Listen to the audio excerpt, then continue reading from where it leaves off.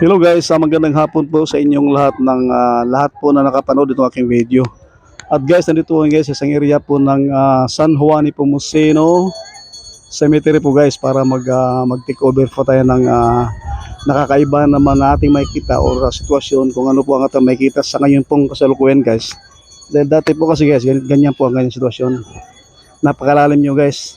At ibig sabihin guys, kapag papasok ka sa looban dito, medyo may kalaliman po to.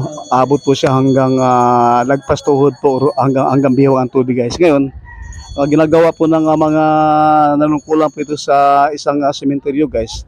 Nagawa po nilang tambakan na umabot naman guys na hanggang mga feet, mga 7 feet po guys ang taas nito. So, papakita ko po sa inyo guys kung paano po ang naging sitwasyon dito sa loob habang tayo po ay naglalakad po. At dito po na po siya guys. Pasok na po tayo. Ganyan po siya dati guys . So makita po tayo ng tinatambak po nila guys kung gaano po kataas. Para na po siyang disyerto po ng Egypt or Ehipto. Ganyan po siya guys . Napakalalim po dati ito guys. Pero sa ngayon, maabot na po siya ng lagpas taon na po. Bale ang tinambakan po nila. So nawala nga sa ngayong kasalukuyan na sinasabi po nilang lubog. Ito na mga nangyayari. So lahat po ng mga bibisita guys, nice po pupunta rito.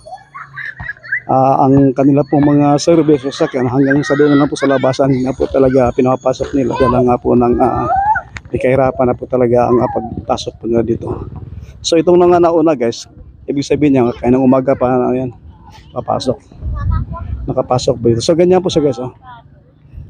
Actually guys, itong area na to hindi pa tayo, ito pa lang hindi kibayan na natatambakan. Ito pa lang tagang original po sitwasyon po dito. Medyo may malaki kong kaibahan guys sa sitwasyon po dati na pangyayari po dito.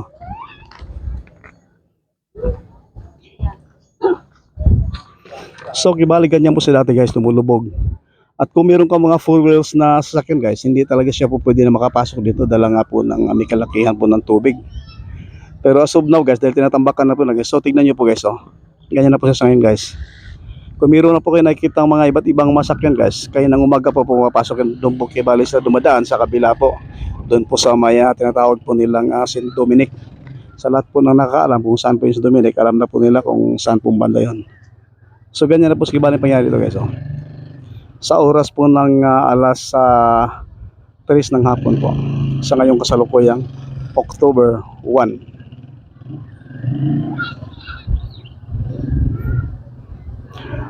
So sa lahat po ng nakapanood ng video guys, sa lahat po ng mga kamag-anak na meron pong nailagay po dito o nakalibing po dito, siguro guys, mas magandang panoorin nyo na maigi na sa ganun guys ay magkakaroon po kayo ng idea kung ano na po sa ngayong kasalukuyan na nangyari po dito na tinatambakan na po nila.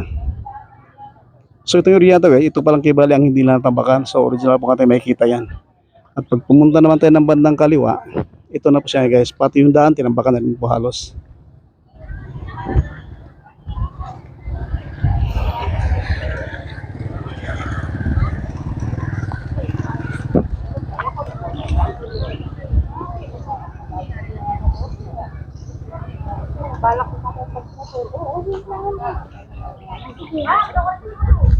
So sa ngayon guys, araw ng Martes, hindi na po talaga gaano karamihan yung mga tao na bubisita po sa kanilang mga puntod. Dala nga po talaga na medyo may kahirapan din po talaga na pagpunta po rito, maliban po sa tambak na hindi pa naman talaga totally na i-plane o napapatag po nila guys. Medyo pahirapan po talaga. Dahil marami pa po talaga mga bako-bako na hindi pa talaga naipatag na mga namumuno po dito. So yung pong area na guys na may tubigan po, yung po ang didiretso ng St. Dominic hanggang ano po, San Miguel. Diretso na po doon yan, paikot po kibali ito.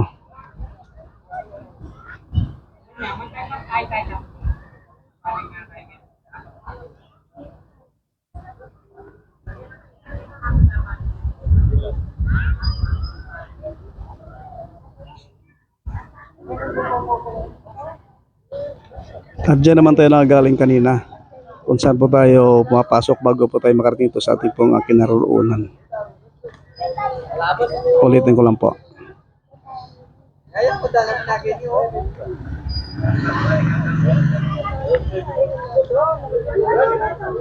Hoy, hindi kayo yan, tumalos na kayo. So kung nakita po nyo guys, itong nagmamalakas loob pong tricycle guys na may dalang kulong-kulong. Titignan po nyo guys kung siya po talaga makakadiretso po dahil medyo pahirapan po kasi talaga ang pagpasok o paglabas po dito. Siguro sa kabilang lugar to dumadaan kaya po siya nakapasok dito.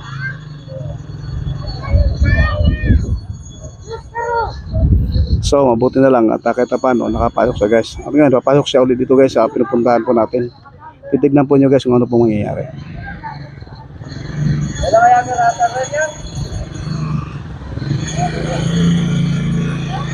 Yaman ako yung kanay ko. So ganyan po nangyari ngayon guys. Buti lang at dito lang sa may kalapitan lang. Ano? Kaya niya pong nagawa.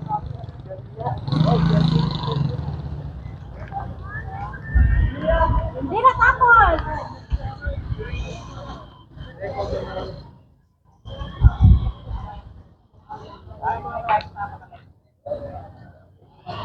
So hindi po biro talaga guys kung gaano po karami or katas yung tambak dito kasi sa banda pong unahan guys kung nakikita nyo po meron pa pong paparating na tambak. O siguro guys, tansya ko siguro ito kahit mga ano siguro to from the original place po niya guys baka abot siguro na ng mga 10 feet po siguro sa dati po kanyang posisyon. So 10 feet guys, hindi po to biro. Kumbaga medyo may kataasan na po talaga pero siguro ganun po yung plano nila para naman siguro pagdating ng panahon hindi na kailangan nilang magtatambak pa ulit dahil may kataasan na po talaga.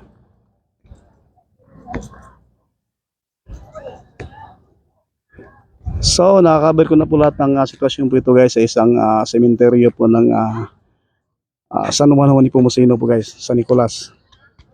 So guys, huwag niyo po sana kalimutan mag-subscribe po ng aking channel, Joaquin Vlogs, na sa ganun po updated po kayo na maging subscribers o followers po itong aking video. At hanggang dito po guys at maraming salamat po. Bye bye.